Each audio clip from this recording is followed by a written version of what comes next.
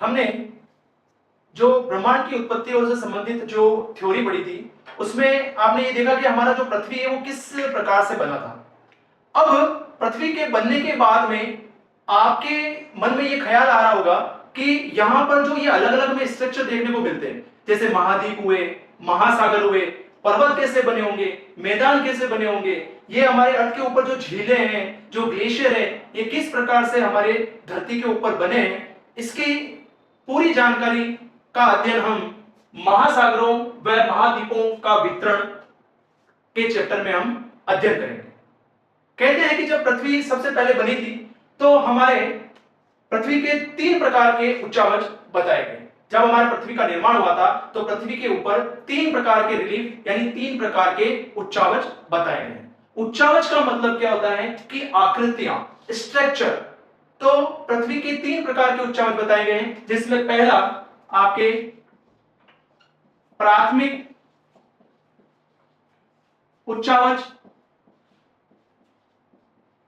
प्राथमिक उच्चावच, सेकेंडरी द्वितीय प्रकार के उच्चावच, और तीसरा है आपके तृतीय प्रकार के उच्चावच। प्राथमिक उच्चावच किसे कहा जाएगा? जब पृथ्वी बनी होगी उसके पहले सबसे पहले किन चीजों का निर्माण हुआ था। तो प्राथमिक प्रकार के उच्चावच में आपके आएंगे महासागर और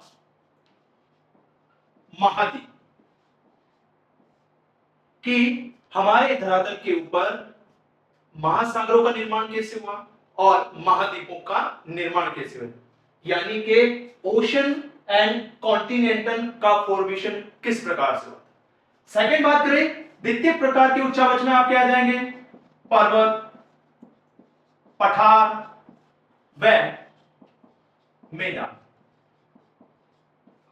ये आपके द्वितीय प्रकार के उच्चावच कहलाते हैं कि इसमें हम देखेंगे कि पर्वतों का निर्माण कैसे हुआ, पठार का निर्माण कैसे हुआ और मैदानों का निर्माण कैसे हुआ। सबसे पहले महासागर और महाद्वीप बने, उसके बाद में पर्वत, पठार, मैदान बने, और तृतीय प्रकार के उच्चावच में आपके झील आ जाएगी, प्रपात आ जाएंगे जिसे कहते हैं वाटरफॉल, फिर आपके आ जाएंगे गॉर्ज, जिसे कहते हो गर्त भी बोलते हो आप, जिसे आप गर्त भी बोलते हो, कटक भी आपको समझना होगा। तो इस प्रकार से पृथ्वी के ऊपर जो रिलीफ पाए जाते हैं, वो उच्चावच पाए जाते हैं, वो 3 प्रकार के हैं, जिसमें प्राथमिक उच्चावच महासागर में महाद्वीप, द्वितीय उच्चावच पर्वत पठार में मैदान, और तृतीय उच्चावच झील, प्रपात, गाज, वाटरफॉल की बात करते हैं तो ये तृतीय प्रकार के उच्चावच कहलाते हैं। अब हम सबसे पहले महाद्वीपों और महासागरों का निर्माण हमारे धरातल के ऊपर किस प्रकार से हुआ है और उससे संबंधित जो वैज्ञानिक हुए हैं उन्होंने किस प्रकार के सिद्धांत दिए हैं और उन सिद्धांतों में उन्होंने क्या कहा है, उसका हम अध्ययन करेंगे। महाद्वीपीय विस्थापन सिद्धांत यानी कि continental drift theory. Continental drift theory यानी महाद्वीपीय विस्थापन सिद्धांत सन 1912 में अल्फ्रेड वेगनर ने प्रस्तुत किया था। इन्होंने बताया कि कार्बोनिफेरस एरा में यानी कार्बोनिफेरस युग में पृथ्वी, संपूर्ण पृथ्वी का में एक ही कॉन्टिनेंट था, यानी कि एक ही महाद्वीप था, सुपर कॉन्टिनेंट, जिसको नाम दिया गया था पेंजिया, और एक ही महासागर था चारों तरफ, उसको नाम दिया गया था पेंथालासा नाम दिया गया। धीरे धीरे त्रियासिक युग में, धीरे धीरे युग कौन सा है? त्रियासिक युग। त्रियासिक युग जिसे जुरासिक काल भी कहा जाता है।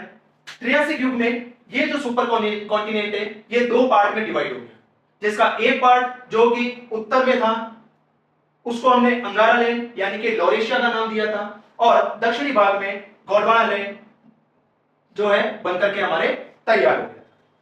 और इन दोनों के टूटने के कारण इसके बीच में एक सागर का निर्माण हुआ जिसे नाम दिया गया था, दैट इज सागर नाम दिया। तो इस प्रकार से ये 2 पार्ट में डिवाइड हो गया। अब हम जान लेते हैं कि जो ये अंगारा लैंड है, जो पृथ्वी का जो नॉर्थ पार्ट है, ये कॉन्टिनेंट है, इसमें कौन कौन से महाद्वीप शामिल हुए थे। तो अगर लॉरेशिया की बात करें, लॉरेशिया की हम बात करें तो लॉरेशिया में जो आए थे उसमें फर्स्ट है आपके उत्तरी अमेरिका, उत्तरी अमेरिका।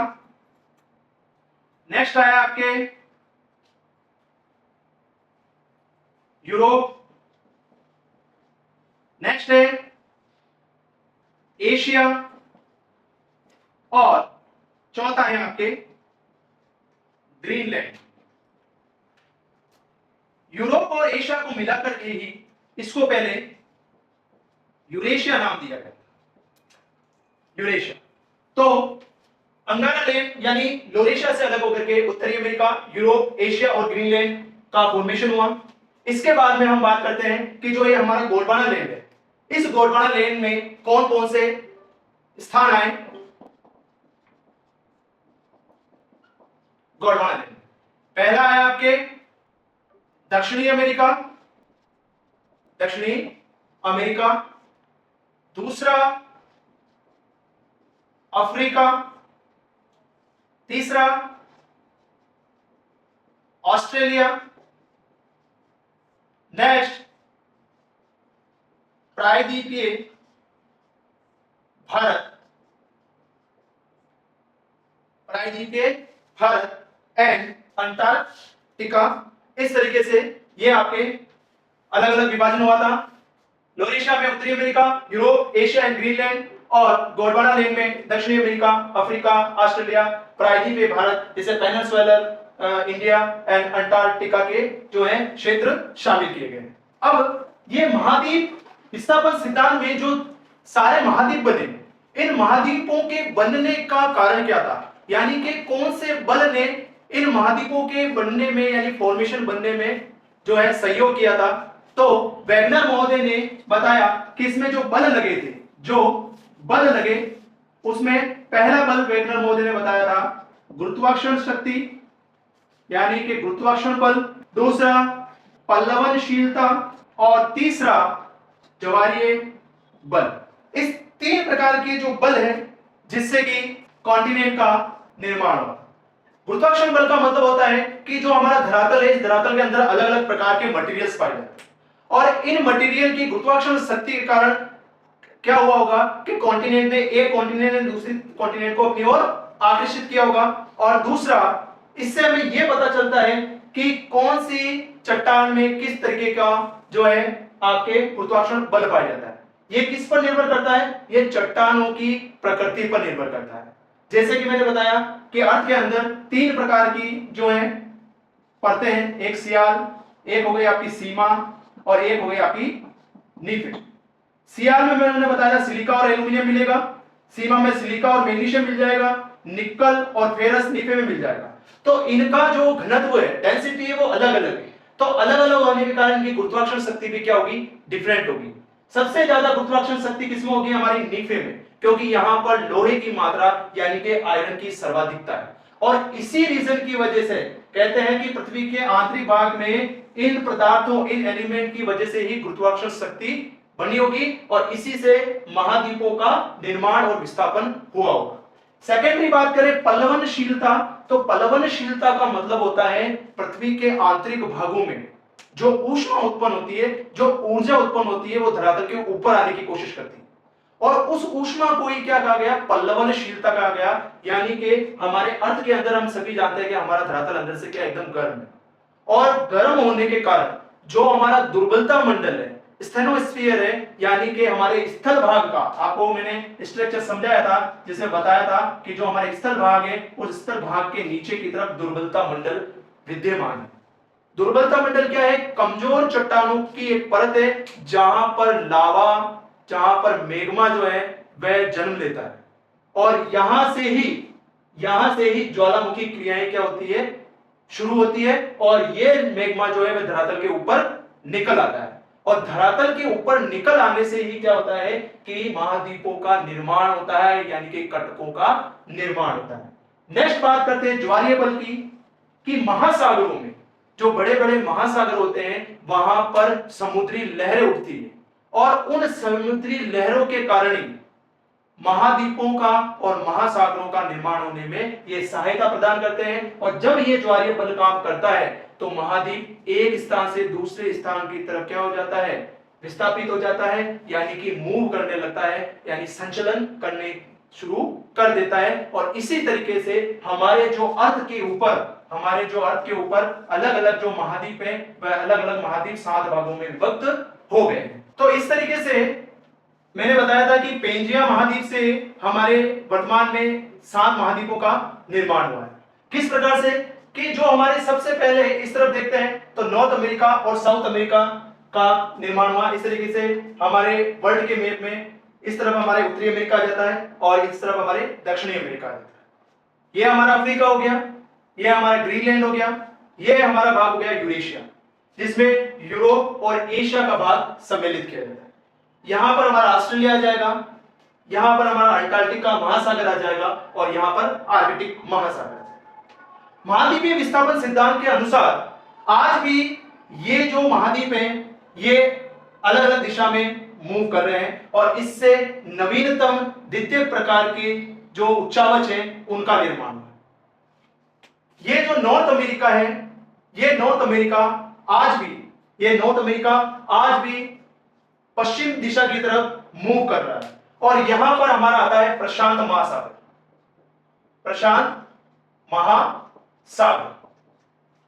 यहां पर हमारा आता है प्रशांत महासागर आता है और यह पश्चिम दिशा की तरफ मूव कर रहा है और प्रशांत महासागर भी पश्चिम दिशा की तरफ मूव कर रहा है। और इस महाद्वीपीय प्लेट और इस महासागरीय प्लेट के बीच में जिस पर्वत का निर्माण हुआ है वहां पर 2 पर्वत श्रृंखलाएं हुई है, एक हुई है रॉकीज और एक हुई है हमारे एंडीज पर्वत श्रृंखला का विकास हुआ।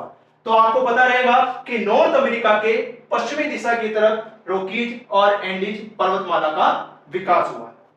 इसी तरीके से कहते हैं महाद्वीपीय विस्थापन सिद्धांत के बारे में पूरी तरीके से संतुष्टि करने के लिए बताया कि आज भी साउथ अमेरिका और अफ्रीका इन दोनों पार्ट को आपस में मिलाया जाए तो ये एकदम इक्वली सेपरेट हो जाएंगे, इक्वली मेल्ट हो जाएंगे यानी मिल जाएंगे। और इसी दोनों को थ्योरी को जिगसा फिट के नाम से जाना जाता है। जिगसा फिट का मतलब होता है, कभी आपने पजल देखे होंगे, जब हम पजल को एक दूसरे से जोड़ते हैं तो वो पूरी तरीके से एक दूसरे के साथ में फिक्स हो जाते हैं।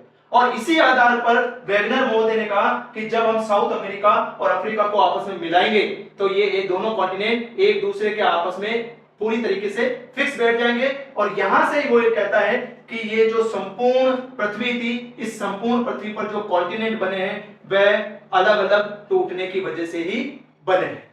आगे हम बात करते हैं, हमारा जो इंडिया है, ये हमारा जो भारत है वह आज भी उत्तर दिशा की तरफ मूव कर रहा है। जो इंडियन कॉन्टिनेंट प्लेट है, जो हमारी इंडिया की जो प्लेट है, इस प्लेट का मतलब होता है धरातलीय और महासागरीय भागों को मिलाकर बनता है। जो हमारा इंडिया है, इंडिया की प्लेट है, वो आज भी उत्तर दिशा की तरफ मूव कर रही है और यूरेशिया की जो प्लेट है वो हमारे दक्षिण दिशा की तरफ मूव कर रही है। और इसी कारण से इन दोनों के आपस में आने के कारण हमारे जो उत्तर भाग में है वलन पड़े और इसी वलन पद्धति के आधार पर हमारे इंडिया के ऊपर उत्तरी दिशा में हिमालय पर्वत का विकास हुआ है। और हिमालय पर्वत को ही आप जानते हैं कि इसको नवीन वलित पर्वत के नाम से जाना जाता है, यानी कि मोड़दार पर्वत के नाम से जाना जाता है। तो इस प्रकार से ये वेगनर ने जो है महाद्वीपीय विस्थापन की थ्योरी दी थी। एक और चीज मैं आपको नोट कराना चाहता हूं कि वेगनर ने जो क्रीटेशियस ट्रियासिक युग बताया जिसमें महाद्वीप बने, वो लगभग आज से लगभग 200 मिलियन ईयर अगो की बात कर रहा है, 200 मिलियन ईयर अगो की बात कर रहा है। ट्रियासिक युग की जो महाद्वीप है वो लगभग 200 मिलियन पूर्व की घटना बताई जाती है। अब हम बात करते हैं कि वेगनर ने जो ये महाद्वीपीय विस्थापन सिद्धांत दिया था, यानी कि कॉन्टिनेंटल ड्रिफ्ट थ्योरी दी थी, इस थ्योरी को प्रमाणित करने के लिए इसमें क्या क्या साक्ष्य दिए गए थे, मतलब किन किन चीजों पर दबाव डाला गया था जिससे ये साबित हो सके कि ये जो महाद्वीपीय विस्थापन सिद्धांत की जो थ्योरी है, जो सिद्धांत है, वो एकदम सही है। कैसे प्रमाण दिया गया कि जो हमारा कहते हैं कि जो नॉर्थ अमेरिका है, नॉर्थ अमेरिका का जो पूर्वी तट है, इस पूर्वी तट को यूरोप, जो हमारा यूरोप है, उस यूरोप से पश्चिमी तट है, उसको अगर आपस में मिलाया जाए तो वे एकदम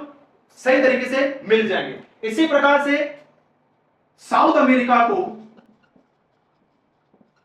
अमेरिका को अगर हम अफ्रीका से मिलाएं तो भी ये इसकी संरचना आपस में सही तरीके से मिल जाएगी। पहला साक्ष्य क्या हुआ? कहते हैं कि महाद्वीपीय विस्थापन सिद्धांत को प्रूफ करने के लिए वो कहते हैं कि अगर हम नॉर्थ अमेरिका कॉन्टिनेंट को यूरोप से मिलाएं तो वो एकदम फिट बैठ जाएंगे। इसी प्रकार साउथ अमेरिका को यानी कि दक्षिणी अमेरिका को अगर हम अफ्रीका के तटों से मिलाएं तो भी ये एकदम फिट बैठ जाएंगे। और इसी को जिग्सा फिट कहा गया, यानी कि ये दोनों आपस में सही तरीके से मिल जाएंगे। सेकंड साक्ष्य दिया कि यहां पर जो जीव मिले हैं, वो जीव जो तटों पे मिले हैं वे अन्य द्वीपों पर भी ये जीव मिले हैं। ये जो जीव है ये समुद्र को पार करके तो जा नहीं सकते और लाखों का किलोमीटर एरिया ये पार नहीं कर सकते। तो इससे ये साबित होता है कि ये जो जीव मिले हैं इनमें समानता पाई गई है और इस समानता से ये साबित होता है कि ये सभी कॉन्टिनेंट पहले एक ही भूभाग था जो वर्तमान में आकर के अलग अलग भागों में विभक्त हो गए। पहला साक्ष्य हमारे क्या हुआ कि एक महाद्वीप को दूसरे महाद्वीप से मिलाया जाए तो वह पूरी तरीके से फिट हो जाते हैं अपनी तटों की रेखा से। तो इससे यह साबित होता है कि जो हमारा कॉन्टिनेंट जो बने हैं वह पहले एक ही सुपर कॉन्टिनेंट था। सेकेंडरी बात करें कि जीवों से संबंधित ये बताते हैं कि प्राचीन समय में जो साइक्लोपनाथ एक जीव था, ये जीव हमारे उत्तरी अमेरिका में भी मिला और अफ्रीका में भी मिला। तो इससे यह साबित होता है कि ये जब ये दोनों तटों पे मिले हैं इनके अवशेष, तो इससे यह साबित होते हैं कि ये कॉन्टिनेंट पहले क्या था? एक ही था। मेसोसोरस ये एक प्रकार का जीव है जो दक्षिणी अमेरिका व अफ्रीका में पाया गया। इससे भी साबित होता है कि ये जीव यहां पे मिले हैं, तो इसका मतलब ये भी कॉन्टिनेंट एक था। ग्लासोपेटेरिस एक जीव है जो दक्षिणी अमेरिका में भी मिलता है, अफ्रीका में भी मिला, भारत में भी मिला, ऑस्ट्रेलिया में भी मिला और अंटार्कटिका में भी मिला।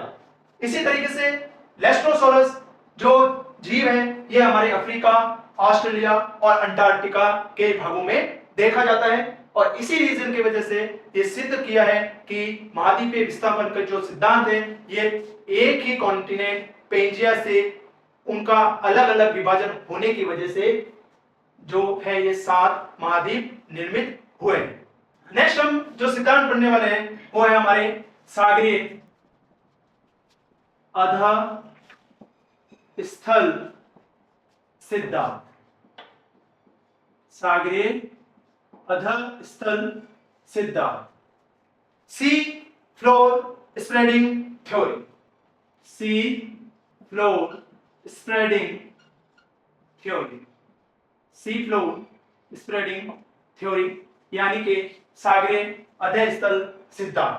महाद्वीपीय विस्थापन सिद्धांत जो चुंबकीय तत्व के आधार पर बताया गया था, इस समय इन्होंने बताया कि धरातल के ऊपर 2 प्रकार की प्लेटें थी, एक थी हमारे सागरीय और दूसरी महासागरीय। अर्थात जब कोई भी द्वितीय प्रकार के उच्चावच बने तो या तो महाद्वीपीय प्लेट और महाद्वीपीय प्लेट से बने, या महाद्वीपीय और महासागरीय प्लेट के टकराव से बने हैं, या फिर महासागरीय प्लेट के टकराव से या उनके दूर जाने की वजह से इस प्रकार की संरचनाओं का निर्माण हुआ है। तो सबसे पहले हम पढ़ लेते हैं कि धरातल के ऊपर सबसे पहले कटकों का निर्माण कैसे हुआ। कटक कहते किसे हैं, इसका निर्माण कैसे हुआ उसके बारे में हम जान लेते हैं। कहते हैं कि जो महासागर था, इस महासागर जो महासागरीय ये जो प्लेटें थी, इन महासागरीय प्लेटों का घनत्व अधिक होने की वजह से, महासागरीय प्लेट किसे कहते हैं? जो समुद्र के तल के नीचे जो चट्टानें पाई जाती है उसको महासागरीय प्लेट कहा जाता है। महासागरीय प्लेट कहा जाता है जो समुद्र तल के नीचे प्लेटें या चट्टानें पाई जाती है। कहते हैं कि जब 2 चट्टानें आपस में एक दूसरे के समीप आती जब दो चट्टानें एक दूसरे के आपस में समीप आती है तो उससे वलन यानी कि वलन पड़ जाते हैं। लेकिन अगर दो सागरीय चट्टानें एक दूसरे से दूर चली जाए, एक दूसरे से दूर चली जाए तो उसके जो मध्य का भाग है उसमें दरारें पड़ जाती है। धरातल जो हमारा समुद्री भाग है उसमें जो मध्य का भाग है, जब चट्टानें एक दूसरे से दूर चली जाती है तो उसके मध्य के भाग में दरारें पड़ जाती है, और इन दरारों के कारण जो हमारा ये भाग है, इस भाग के नीचे का जो दुर्बलता मंडल है, जो दुर्बलता मंडल है, इस दुर्बलता मंडल से मैग्मा एनर्जी बाहर आकर के इस तरीके से बाहर आ जाती है, और बाहर आने की वजह से ये यहां क्या करती है, इन दरारों का यानी कटकों का निर्माण करती है। अर्थात दो महासागरीय चट्टानों के दूर जाने की वजह से दरार पड़ जाती है, और दरार पड़ने की वजह से जो धरातल के अंदर का जो मैग्मा होता है वह सागर के ऊपर आ जाता है, और सागर के ऊपर आने के बाद में ये क्या करती है, लावा के ठंडे होने से कटकों का निर्माण करती है, कटकों का निर्माण करती है जिसे रिड्ज बोला जाता है, यानी कटकों का निर्माण करती है जिसे रिड्ज बोला जाता है, और इन कटकों को ज्वालामुखी पर्वत के नाम से जाना जाता है, यानी कि वोल्केनिक माउंटेन्स के नाम से जाना जाता है। ये कटक कहां पर बनना शुरू होते हैं, जहां पर महासागरीय धरातल पाया जाता है वहां पर कटकों का निर्माण होता है, और इन कटकों से जब ज्वालामुखी क्रियाएं बढ़ती जाती है तब धरातल जो हमारा समुद्री एरिया होता है वहां पर चट्टानों की अलग अलग लेयर बन जाती है, और जहां कटक होते हैं वहां कटक पर नवीन परतों का निर्माण होता है, और कटकों से दूर जाने पर ओल्ड रॉक्स यानी कि पुरानी परतों का निर्माण होता है। कैसे कि जब लावा बाहर निकलता है इन कटकों से तो यहां पर तो नए डिपॉजिट हो जाते हैं, यानी कि नए अवसाद इकट्ठे हो जाते हैं, और ये नए अवसाद क्या करते हैं, ये जो पुराने जो मटेरियल्स होते हैं, पुराने जो पदार्थ होते हैं उनको बाहर की तरफ धकेलने लग जाते हैं, और बाहर की तरफ धकेलने के कारण ये वापस से नीचे की तरफ निक्षेपित हो जाते हैं, और इसी से यहाँ पर पुरानी चट्टानों का और यहाँ पर नवीन चट्टानों का निर्माण हो जाता है। इसी के आधार पर हेस महोदय जो थे उन्होंने एक थ्योरी दी थी जिसका नाम है संवहनीय तरंग सिद्धांत।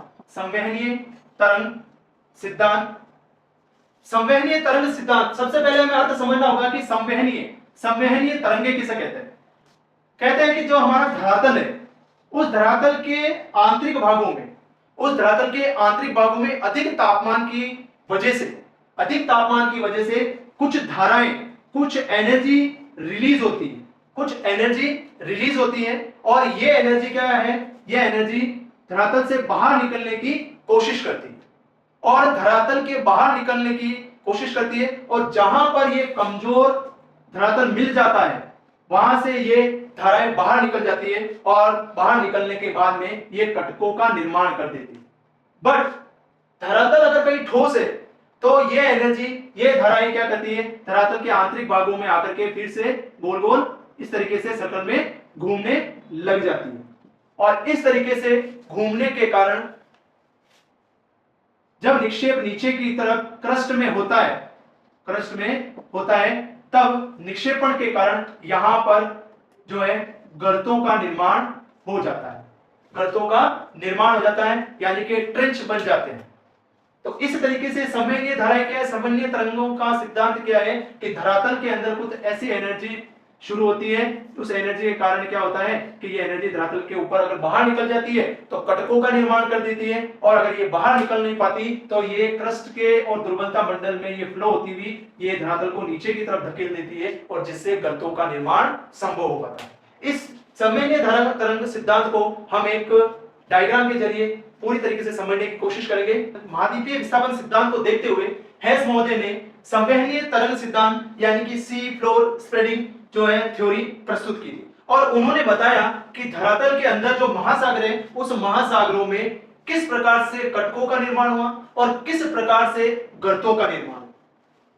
इसमें हेस महोदय ने सन 1961 में अपना सी फ्लोर स्प्रेडिंग यानी कि महाद्वीपीय अध्ययन स्तर के अंदर संवहनीय धारा सिद्धांत को उन्होंने समझाया।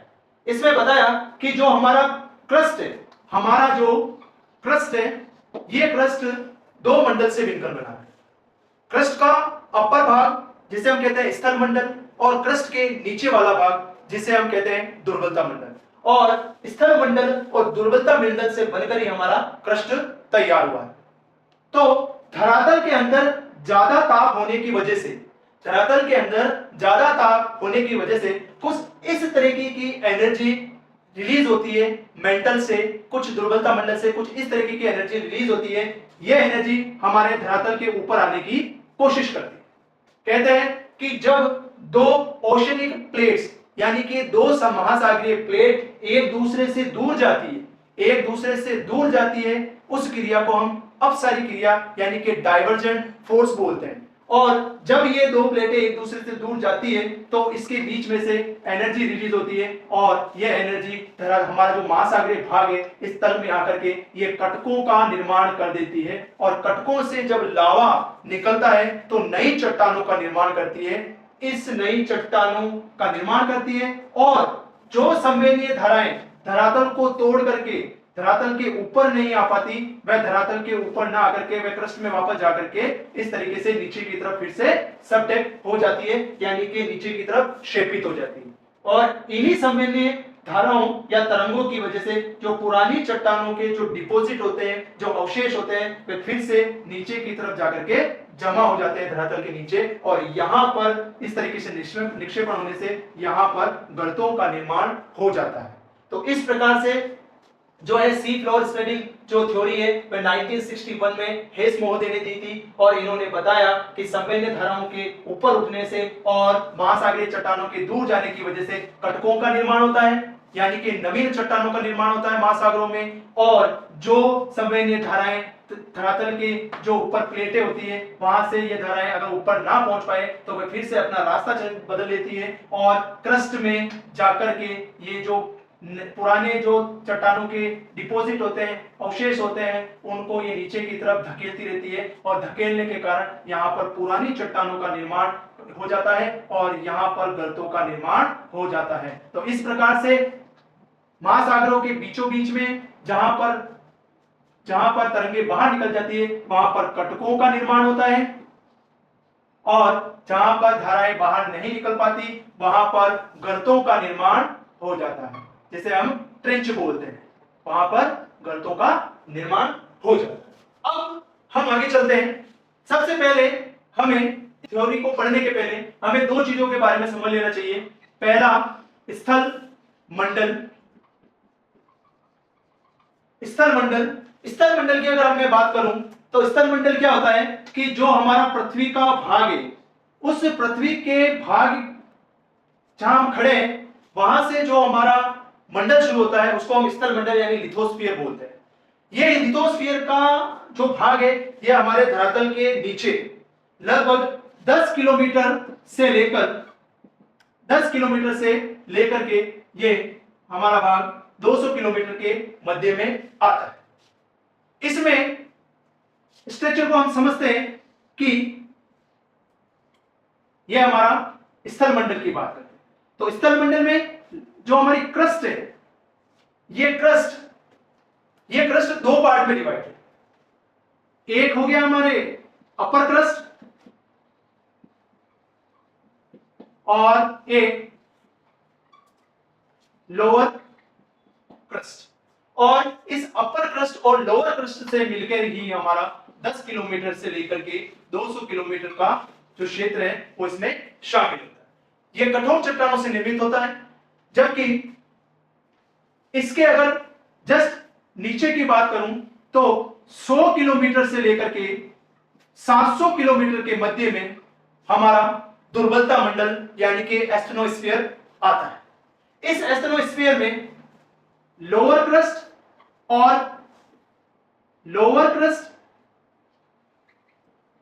एंड अपर मेंटल का भाग शामिल होता है, जो कि 100 किलोमीटर से लेकर के 700 किलोमीटर के मध्य में आता है। यहां पर इस एक मंडल है जिसे हम दुर्बलता मंडल यानी कि स्टेनोस्फीयर बोलते हैं। यहां पर मैग्मा का फॉर्मेशन होता है, यानी कि द्रव्य पदार्थ पाए जाते हैं, और जो हमारा वॉल्केनिक इरप्शन होता है तब मैग्मा इस दुर्बलता मंडल से निकलकर ही हमारे पृथ्वी के ऊपर की ओर आता है। तो इस तरीके से आप दोनों मंडल के बारे में समझ चुके होंगे। स्थल मंडल जो हमारा अर्थ है वहां पर 10 किलोमीटर से 200 किलोमीटर का भाग है जिसमें हमारी अपर क्रस्ट और लोअर क्रस्ट शामिल होती है। इसके बाद में अगर मैं बात करूं दुर्बलता मंडल की, तो दुर्बलता मंडल जो हमारा आता है 100 किलोमीटर से लेकर के 700 किलोमीटर के मध्य में आता है जिसमें लोअर क्रस्ट और अपर मेंटल का भाग शामिल है। तो महाद्वीपों की उत्पत्ति या महाद्वीपों और महासागरों के विकास का जो हमारा आधार है, जो प्लेट विवर्तनिकी सिद्धांत का आधार बना और जिससे हमारे अर्थ के ऊपर महाद्वीप, महासागर, पर्वत, पठार, मैदान ये सभी बने हैं। तो उस सभी के बनने का जो आधार, जो प्लेट विवर्तनिकी सिद्धांत को बनाने का जो आधार है वो इन वैज्ञानिकों ने तैयार किया है।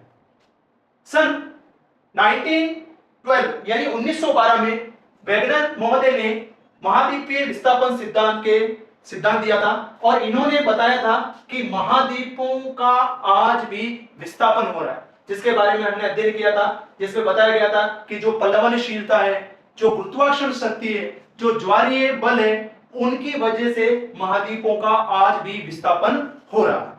इसके बाद में हैरियस महोदय जो आए 1960 में और इन्होंने जो अपना सिद्धांत दिया था वो दिया था सागर नितल प्रसरण सिद्धांत यानी कि सी फ्लोर स्प्रेडिंग थ्योरी कि जो महासागर है उस महासागरों का विस्तार है वो निरंतर बढ़ता जा रहा है। वैगनर ने महाद्वीपों से संबंधित थ्योरी दी तो हैरियस ने सागरों में जो सागरों का जो बढ़ाव है वह निरंतर बढ़ता जा रहा है यानी कि सागर बढ़ते जा रहे हैं। ये सिद्धांत किसने दिया था? हैरियस महोदय ने दिया था 1960 में। जोन्स टूजो विल्सन ने 1966 से 1968 में परावर्तित भ्रंश सिद्धांत दिया था यानी कि ट्रांसफॉर्म फॉल्ट थ्योरी, जिसमें बताया कि जब धाराएं धरातल के ऊपर नहीं आ पाई और वह दुर्बलता मंडल के अंदर जो हमारा स्थल मंडल और दुर्बलता मंडल है उसमें ये धाराएं जब चली मूव की तो इन्होंने जो मटेरियल था, जो डिपॉजिट था, उसको फिर से नीचे की तरफ धकेल दिया और उनसे भ्रंशों का निर्माण हुआ। इसके बाद में डैन मैकेंजी और रॉबर्ट पार्कर इन्होंने बताया और इन्होंने भौगोलिक मॉडल प्रस्तुत किया था यानी कि जो हमारे अर्थ के ऊपर विभिन्न प्रकार के जो महाद्वीप और महासागर बने थे उसका एक भौगोलिक मॉडल तैयार किया है। यहां पर एक चीज ध्यान रखने की है कि जोन्स टूजो विल्सन ने सर्वप्रथम प्लेट शब्द का प्रयोग किया था चट्टानों के लिए। सर्वप्रथम प्लेट शब्द का प्रयोग किया था जोन्स टूजो विल्सन ने अपनी जो थ्योरी थी परावर्तित भ्रंश सिद्धांत था उसमें प्लेट शब्द का प्रयोग किया था और ये सभी थ्योरी मिलकर के हमारे प्लेट विवर्तनिकी सिद्धांत का जो बेस है, जो आधार तैयार करती है जिससे महाद्वीपों और महासागरों के निर्माण को पूरा करती है। आगे हम पढ़ते हैं प्लेट विवर्तनिकी सिद्धांत के बारे में। तो प्लेट विवर्तनिकी सिद्धांत का जो आधार तैयार करने में दो थ्योरी जो है वो हमारी दो सिद्धांत सबसे ज्यादा इंपॉर्टेंट रहे हैं। पहला रहा है हमारे महासागरीय अधे स्थल विस्तार और दूसरा रहा है आर्थर होम्स का संवेदनीय तरंग सिद्धांत। इन दोनों ने मिलकर जो सिद्धांत दिए थे उस सिद्धांत के आधार पर ही प्लेट विवर्तनिकी सिद्धांत को रखा गया है। यानी कि इसे बताया है कि संवेदनीय धाराओं के प्रभाव से और जो हमारा सागर है उस सागर के विस्तार की थ्योरी के आधार पर ही प्लेट विवर्तनिकी सिद्धांत को प्रमाणित किया गया है। तो पहली तो बात हो गई सागर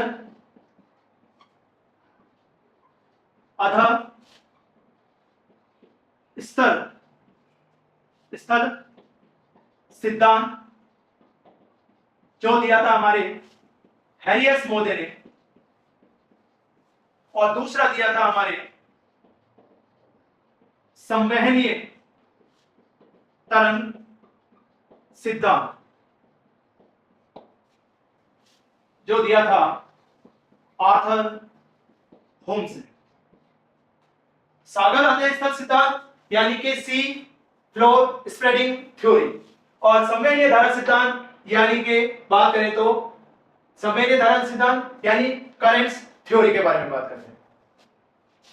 इसके अनुसार कि सागरों का निरंतर विस्तार होता जा रहा है और इसके अनुसार संवेदनीय धारा जो है वह धरातल के अंदर चलती है और इन संवेदनीय धाराओं के कारण ही क्या हुआ है?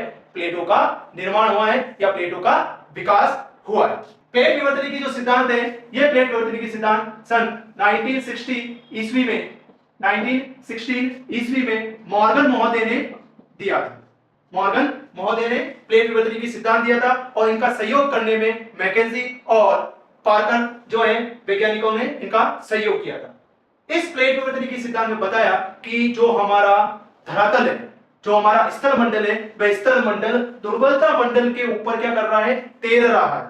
यानी कि दुर्बलता मंडल के ऊपर जो द्रव्य पदार्थ है, जहां पर मैग्मा पाया जाता है, उस दुर्बलता मंडल के ऊपर हमारा जो है स्थल मंडल तैर रहा है। और आज भी उन मंडल की वजह से आज भी जो हमारे द्वीप हैं वे एक स्थान से दूसरी स्थान की तरफ विस्थापित हो रहे हैं, और यही कहलाया हमारे प्लेट विवर्तनिकी सिद्धांत कहलाया। इनका मानना है कि जो हमारा स्थल मंडल है, जो हमारा स्थल मंडल है, ये स्थल मंडल, ये हमारा स्थल मंडल, ये दुर्बलता मंडल के ऊपर, दुर्बलता मंडल के ऊपर आज भी तैर रहा है।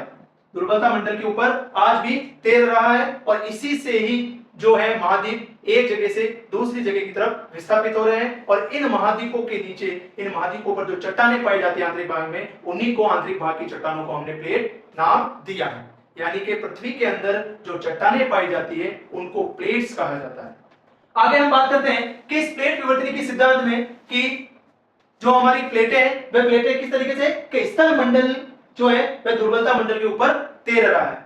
इसके बाद प्लेट विवर्तनिकी सिद्धांत में मॉर्गन महोदय ने 3 प्रकार की प्लेटें हमारे सामने बताई। पहली प्लेट महासागरीय, प्लेटें 3 प्रकार की हो सकती है। पहली महासागरीय व महाद्वीपीय प्लेट, दूसरी महासागरीय व महासागरीय प्लेट, और तीसरी महाद्वीपीय व महाद्वीपीय प्लेट। समझना ढंग से इसको। महासागरीय व महाद्वीपीय प्लेट ऐसी प्लेट है जो केवल महासागरीय हो या महाद्वीपीय हो। कहने का मतलब हम कह सकते हैं कि ये तो मिश्रित प्लेट कहलाएगी। मिश्रित प्लेट कि जिसमें जैसे ये हमारा इंडिया कॉन्टिनेंट है, ये हमारा इंडिया है, और इस इंडिया के चारों तरफ सागर भी है, तीनों तरफ सागर है, और ये तो हमारा स्थल भाग हो गया, और इसके नीचे की तरफ कुछ सागर का भाग भी आता है, जिससे एक पूरी प्लेट तैयार होती है। इस प्लेट को हम क्या कहते हैं, महासागरीय व महाद्वीपीय प्लेट है। कुछ प्लेटें ऐसी हैं जो केवल और केवल महाद्वीप से ही बनकर बनी होती है, यानी कि वहां पर सागर का भाग उसमें धरातल में शामिल नहीं होता, उसको महाद्वीपीय प्लेट कहा जाएगा। और कुछ प्लेटें ऐसी होती है जिसका पूरा भाग समुद्र के अंदर ही है, यानी कि सागर ओशन में ही है, उस प्लेटों का निर्माण हुआ, तो उसको हम क्या कहेंगे, महासागरीय प्लेट कहेंगे। और इनमें जो मूवमेंट होगा वो इनके टकराने से या एक दूसरे के दूर जाने की वजह से विभिन्न प्रकार की जो उच्चावच है वह हमारे धरातल के ऊपर बनेंगे। तो इसका हम आगे डिटेल में एक एक प्लेट को हम लेकर के अध्ययन करते हैं, ये प्लेटें काम कैसे करती हैं। प्लेट विवर्तनिकी सिद्धांत के बारे में जानने के लिए हमें ये जो हमारा स्ट्रक्चर है, इस स्ट्रक्चर को समझने की कोशिश करते हैं, और किस प्रकार से ये प्लेट विवर्तनिकी सिद्धांत से महासागरों का जो है निर्माण हुआ है, या महासागर जो स्प्रेड हो रहे हैं किस प्रकार से हुए हैं, वहां पर जो स्ट्रक्चर है वो किस प्रकार से बने। तो देखिए कि ये जो हमारा धरातल है, इस धरातल के इस तरफ तो है ये हमारे कॉन्टिनेंट क्रस्ट, इसे हम बोलते हैं कॉन्टिनेंट क्रस्ट, ये वाला भाग जहां पर आपको पहाड़, पर्वत, मैदान देखने को मिल जाएंगे। ये आपके प्लेन्स एरिया हो गया, ये आपके प्लेन्स एरिया हो गया, ये आपके माउंटेन्स हो गए, माउंटेन्स हो गए। तो इन संरचना के जो नीचे जो परत पाई जाएगी, स्थल मंडल जो पाया जाएगा, दुर्बलता मंडल जो पाया जाएगा, इसको हम कहेंगे कॉन्टिनेंटल प्लेट, यानी कि महाद्वीपीय प्लेट कहेंगे। और इन महाद्वीपीय प्लेटों का आकार तो बड़ा होता है, यानी कि मोटाई अधिक होती है। अगर मैं बात करूं इनके मोटाई की, तो इनकी मोटाई जो होती है वह महाद्वीपों पर इनकी जो मोटाई होती है, यानी मैदानी भागों में मोटाई होती है, वो होती है 30 से लेकर के 35 किलोमीटर तक होती है। और मैं अगर जो पहाड़ी इलाका, जो पर्वतीय क्षेत्र होते हैं, जैसे हमारे हिमालय की बात है, तो हिमालय के नीचे इसकी मोटाई जो है वो समथिंग से 70 किलोमीटर है। इसी प्रकार से मैं अगर आपके इधर सागरों, ये हमारा महासागरीय क्षेत्र है और यहां पर जो इनकी मोटाई होती है वो कम होती है, लगभग अप्रोक्सीमेटली 5 किलोमीटर होती है। लेकिन इन महाद्वीपीय परत होती है, यहां पर इनका जो घनत्व होता है वो घनत्व पाया जाता है लगभग 2.7 ग्राम सेंटीमीटर क्यूब। लेकिन अगर मैं महासागरों के नीचे जो क्रस्ट की बात करूं तो यहां पर इनके जो घनत्व मिलता है वो, यहां पर क्रस्ट का जो घनत्व है, इस घनत्व की बात करूं तो यहां पर लगभग 300 ग्राम पर सेंटीमीटर क्यूब मिलेगा। ये पहाड़ी क्षेत्रों या स्थल भाग के नीचे मिलेगी परत, उसको हम बोलेंगे कॉन्टिनेंटल प्लेट, और महासागरों के जो नीचे परत मिलेगी उसको हम बोलेंगे ओशियनिक प्लेट्स। अब जब महासागरों के अंदर धरातलीय भाग में, जिसे हम कहते हैं ये वाला भाग, जिसे हम क्रस्ट बोलते हैं, इस क्रस्ट में जो लिथोस्फीयर और एस्थेनोस्फीयर है, यानी दुर्बलता मंडल और स्थल मंडल है, इसके नीचे की तरफ मेंटल में कुछ धाराएं उत्पन्न होती है, उसको हम संवहनीय धाराएं बोलते हैं। उसको हम कौन सी धाराएं बोलते हैं? संवहनीय धाराएं बोलते हैं। संवहनीय धाराएं, ये संवहनीय धाराएं एक एनर्जी होती है, एक ऊर्जा होती है जो कि दुर्बलता मंडल में पाए जाने वाले मैग्मा के कारण उत्पन्न होती है। अधिक ताप और दाब के कारण जब महासागरों के मध्य भागों में जब दुर्बलता मंडल कमजोर होता है, ऐसी जगह जहां पर कमजोर होती है, तो यह संवहनीय धाराएं धरातल के ऊपर महासागरों में आ जाती है और महासागरों में बाहर निकलने के कारण ये लावा के रूप में बाहर निकल जाती है और ये चट्टानों का निर्माण करती है। एक लंबी लेयर में पूरे महासागर में एक चट्टानों का निर्माण करती है, जिसे हम क्या बोलते हैं? कटक बोलते हैं, जिसे हम रिज बोलते हैं, यानी कि कटक बोलते हैं। जहां पर ये लावा बाहर निकला है, यहां पर ये जो चट्टानें बनाएगी, ये नवीन चट्टानों का निर्माण करेगी।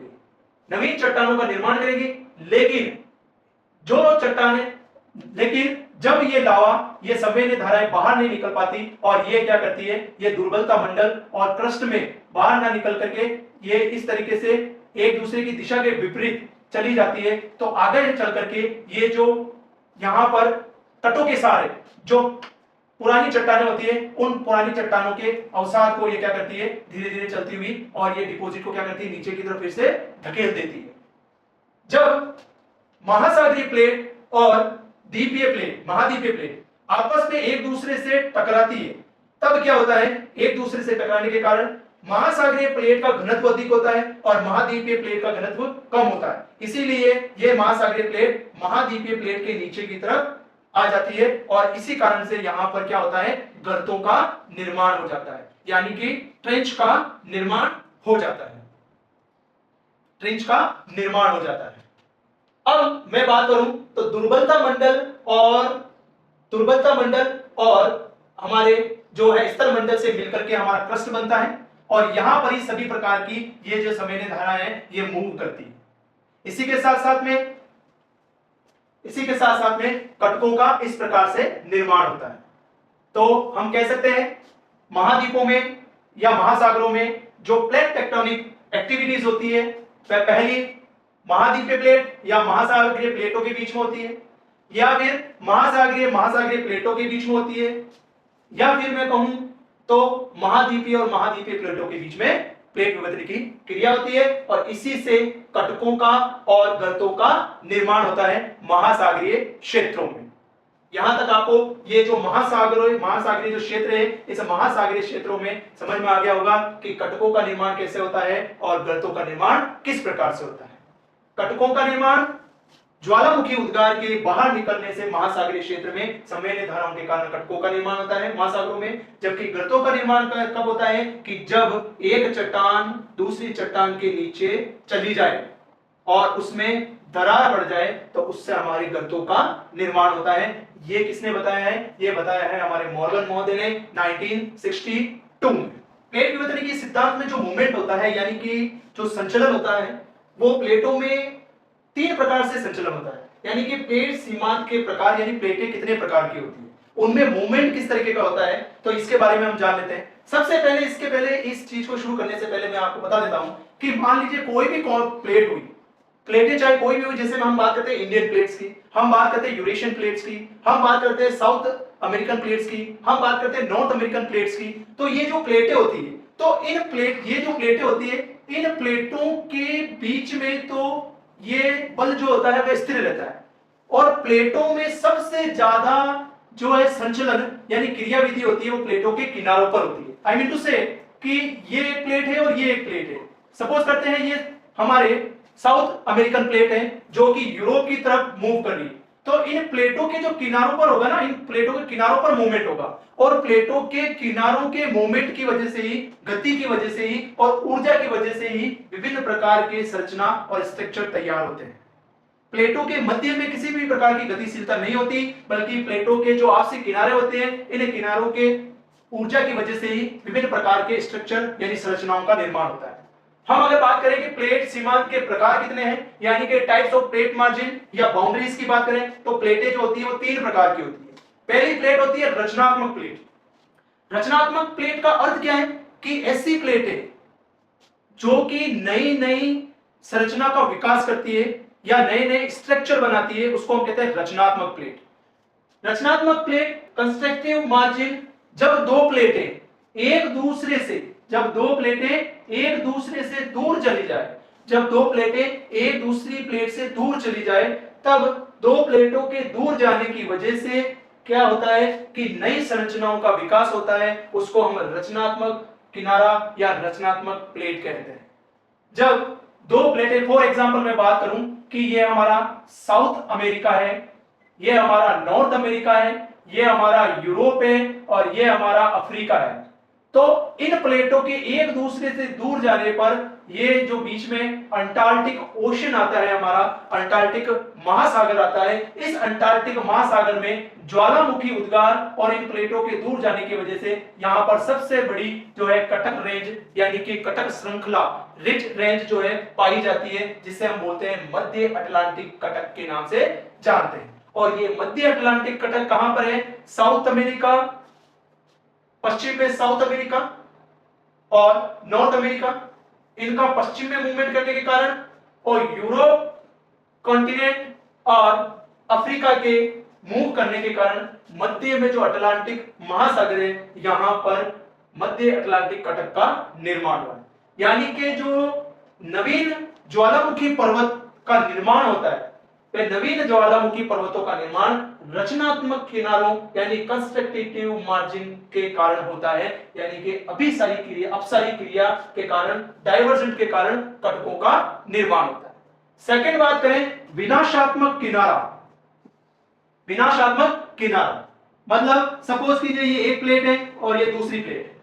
जब एक प्लेट दूसरी प्लेट की तरफ मूव करती है, जब एक प्लेट दूसरी तरफ की मूव करती है, तो प्लेटों के जो किनारे होते हैं, इन प्लेटों के किनारों के आपस में टकराने की वजह से जो इनके मध्य में जो मिनरल्स होते हैं, इनके मध्य में जो एलिमेंट्स होते हैं और जो धरातल होता है, वह धरातल क्या होता है, इनके आपस में टकराने के कारण वह धरातल ऊपर की ओर उठ जाता है या नीचे की तरफ धंस जाता है, और ऊपर की ओर उठने की वजह से बड़े बड़े पर्वतों का निर्माण होता है।